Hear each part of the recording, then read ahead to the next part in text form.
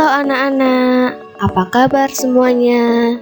Ibu harap semuanya dalam keadaan sehat ya. Hari ini kita akan belajar mengenai listrik statis dan listrik dinamis. Yuk anak-anak, kita simak video pembelajaran hari ini.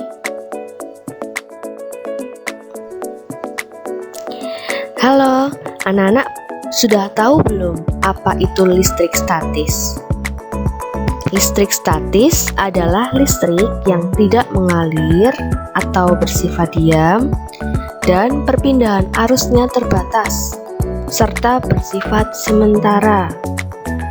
Listrik statis ini tidak menghasilkan energi listrik yang mampu membuat lampu menyala ya anak-anak ya.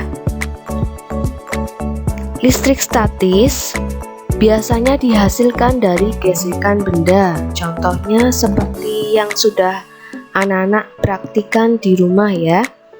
Menggosok-gosokkan penggaris plastik pada rambut, kemudian membuktikan bahwa kertas bisa menempel pada penggaris plastik yang digosokkan ke rambut ya. Kemudian, listrik statis tidak bisa dialirkan dalam suatu rangkaian. Seperti yang sudah Ibu katakan tadi, tidak bisa mengalirkan suatu energi listrik ya, untuk menyalakan lampu itu tidak bisa. Kemudian kita akan mempelajari mengenai listrik dinamis. Apa itu listrik dinamis? Listrik dinamis adalah listrik yang bergerak atau mengalir. Listrik dinamis dihasilkan dari sumber listrik atau pembangkit listrik. Listrik dinamis biasanya mengalir dalam suatu rangkaian listrik. Contohnya saat kalian melihat lampu menyala.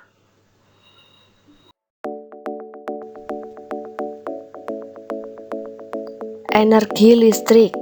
Nah, anak-anak kira-kira sudah tahu semua ya, kalau listrik itu sangat berperan dalam kehidupan kita. Contohnya, kita bisa belajar di malam hari karena lampu dapat menyala. Kemudian ada contoh lagi, setrika dapat menjadi panas sehingga kita bisa menggosok baju untuk rapi ya, untuk merapikan baju. Kemudian komputer dapat menyala. Tanpa listrik, lampu tidak dapat menyala. Kemudian setrika tidak bisa menjadi panas dan komputer tidak dapat menyala. Jadi, listrik sangat penting untuk kehidupan manusia.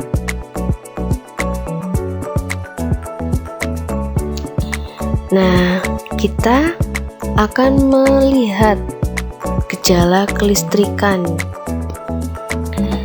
Di sini Ibu punya contoh gejala kelistrikan. Kita lihat ya anak-anak ya. Yang pertama, saat kita menyisir rambut.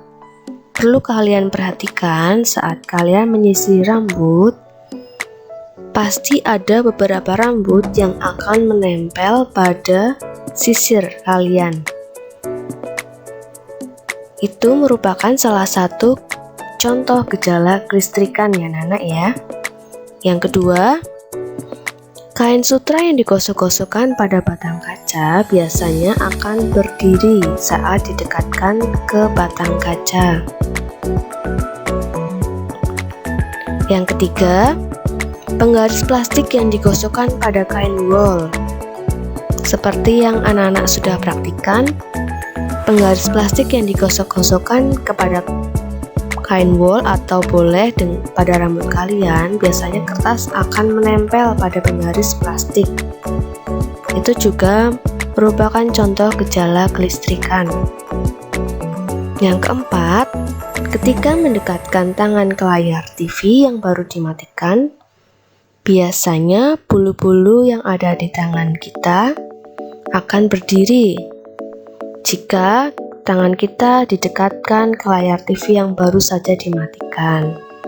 Nah, anak-anak bisa mempraktikkan contoh gejala kelistrikan 4 tadi ya di rumah masing-masing.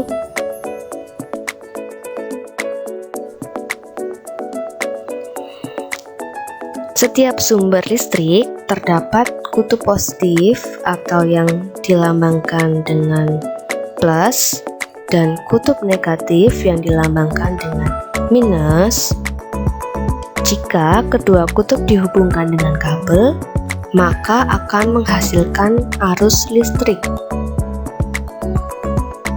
Nah, arus listrik adalah aliran muatan listrik pada rangkaian tertutup yang mengalir dari tempat yang berpotensial tinggi atau yang biasa disebut dengan kutub positif ke tempat yang berpotensial rendah atau yang biasa disebut dengan kutub negatif.